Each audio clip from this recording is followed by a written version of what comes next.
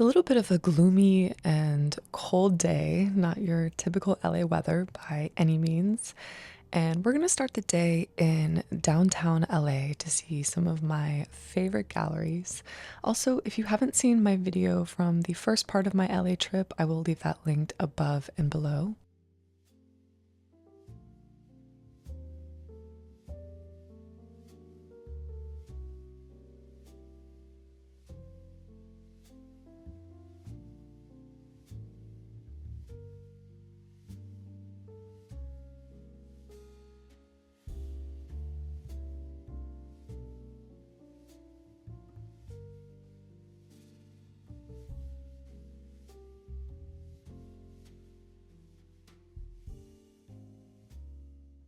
We're starting at Night Gallery, who's actually expanded to two locations in this area.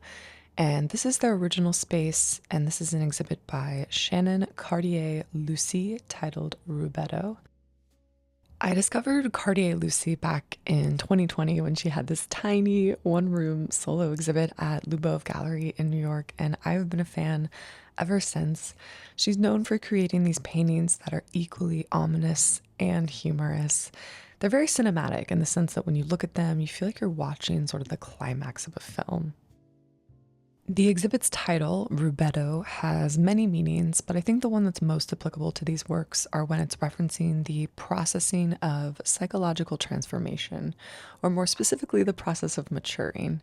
I'm sure we've all experienced throughout our lives one or many situations where we went through an extreme challenge and through it we found ourselves.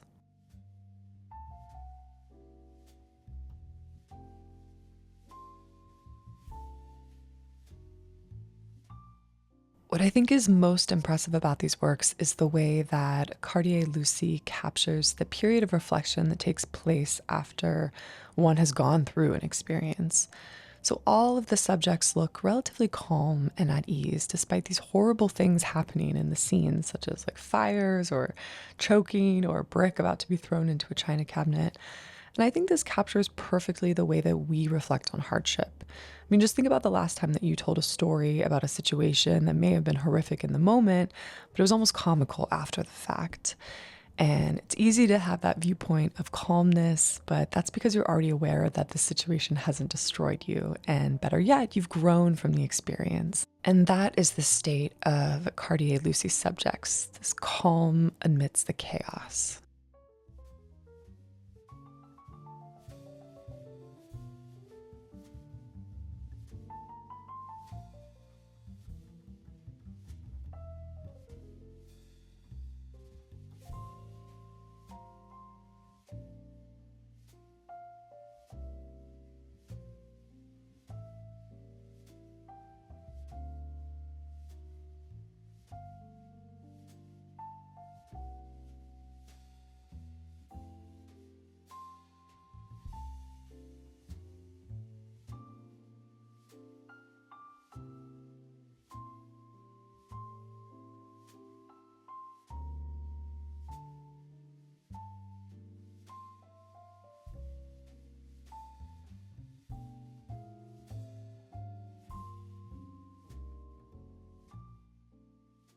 Before we walk over to Night Gallery's second location, we're going to pop into Francois Ghebaly's gallery since it's a little closer, right across the parking lot.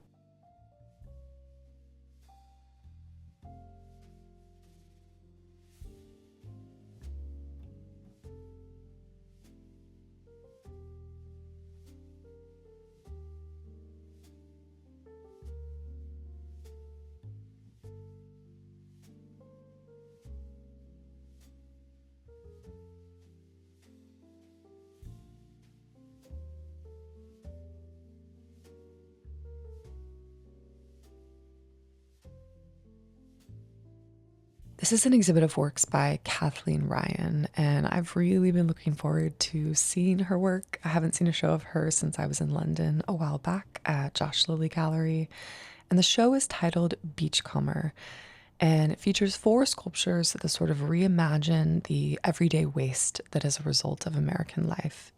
So this room features salvaged car hoods and trunks that have been arranged to look like oysters or clams, and the interiors have been painted, and this one, even has this really beautiful cobweb of clear quartz crystal beads inside.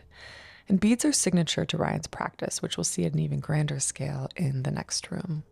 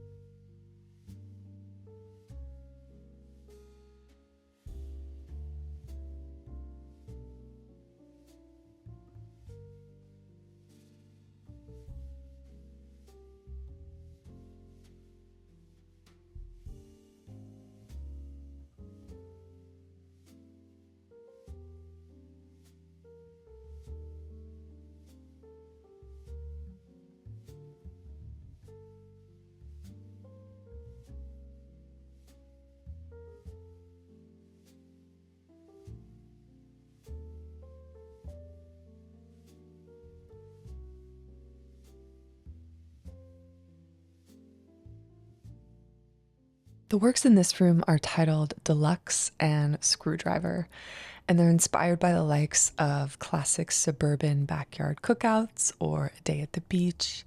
And the rind of the quote fruit is another salvaged vehicle part. This time it's the tailgate. And Ryan plays more with the juxtaposition of decadence and decay in these sculptures by doing things like including mold on what would otherwise be these really delicious looking fruits. And overall, the sculptures are sort of a monument to the overlooked, as well as a commentary on quote, where the lines between class and kitsch often blur, which I think is especially relevant because we're in a place like LA, which can be quite rich in kitsch.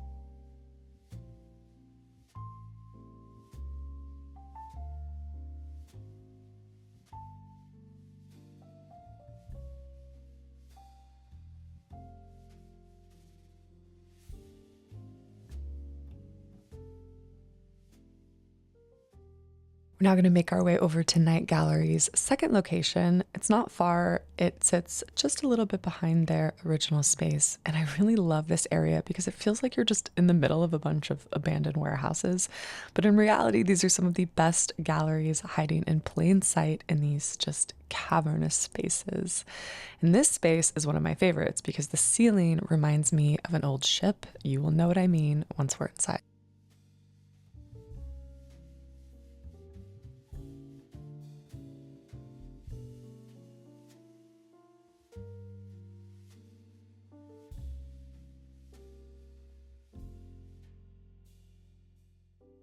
This is an exhibit by Haley Barker titled Laguna Castle, And the exhibition is a tribute to Izake Mexon, who lived in a close-knit apartment complex called Laguna Castle in Los Angeles.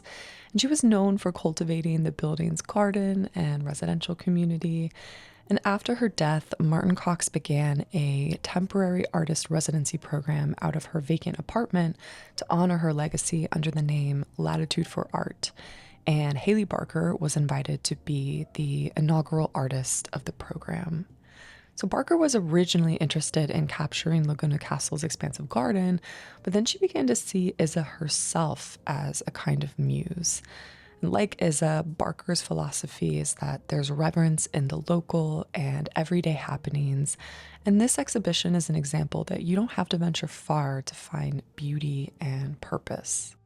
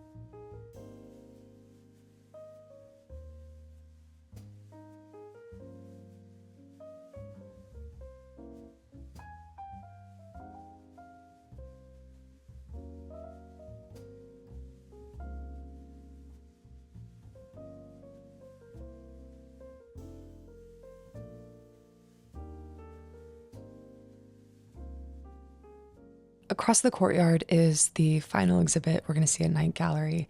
And this is a show titled Crust, and it's made up of new paintings by Han Bing. And Bing is inspired by the city life of Shanghai, Los Angeles, New York, and Paris, particularly the quote, urban camouflage, which is the sort of ripped posters that cover subway stations and metro stops. The title of the exhibit, Crust, is referencing the fact that there's usually more to things than what our eyes initially perceive, and that while crust is protective, it's susceptible to peeling, cracking, disintegration, revealing deeper layers beneath.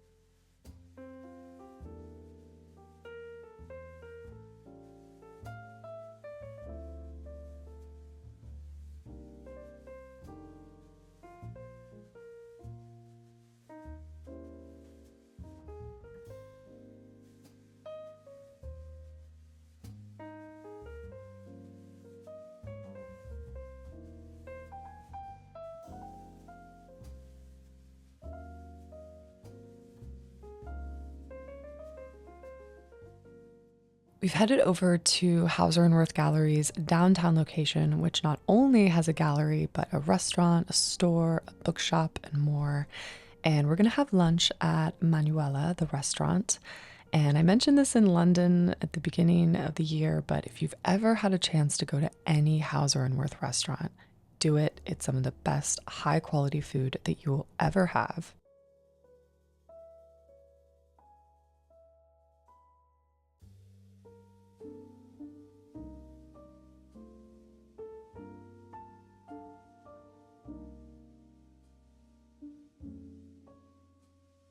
To start, I got the cream biscuits. They're honestly the best biscuits I've ever had in my life. And then I got the arugula salad, which comes with pear, goat cheese, spiced pecan, aged balsamic.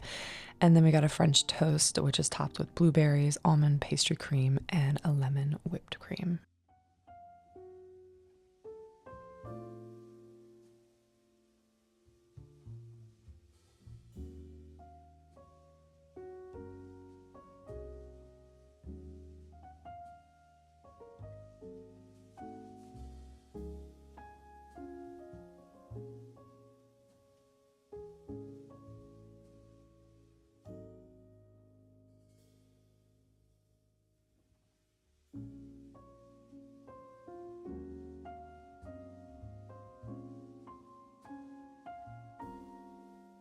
We're now going to check out Rita Ackerman's exhibit titled Vertical Vanish, which features a series of works that combine elements of figurative and abstract art.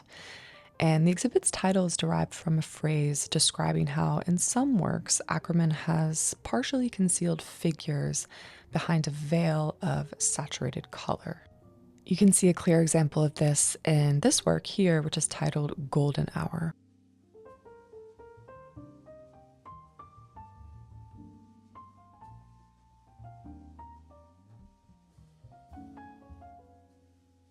Overall, I just really love her work, and I really love how she's pulling in more figurative elements.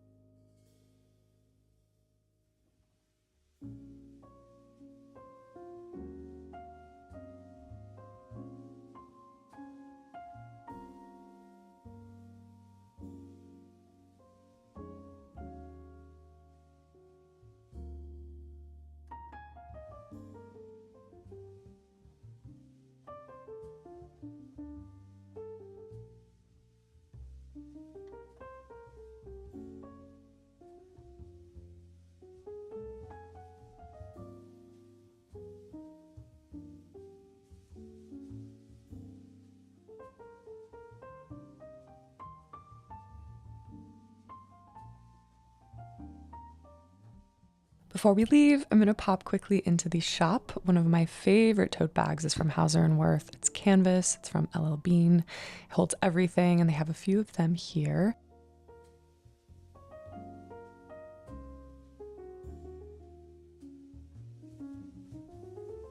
The bookstore also has a great collection. I ended up picking up a book of sketches from Rita Ackerman where she takes drawings from Harmony Korine that he created for her because they're good friends, and she then reworks them.